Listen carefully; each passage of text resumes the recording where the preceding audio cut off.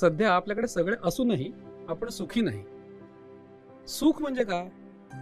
तर सुख म्हणजे आनंद. तो आपण कायम बाहेर शोधतोय, तो मिळवण्याचा प्रयत्न करतोय आणि त्याच्यासाठी आपण धावतोय.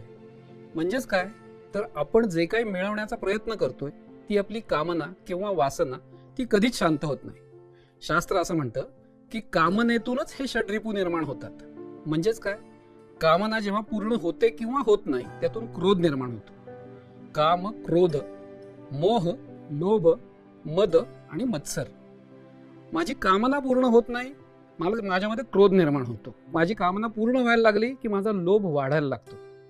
लोभ वाढायला लागला की मोह वाढायला लागतो. मोह वाढायला लागला की माझ्यामध्ये मद येतो आणि मद आला की सगळ्या सृष्टीचा मी मत्सर करायला लागतो. हेच सगळ्या दुःखाचं मूळ आहे असं शास्त्र म्हणतं.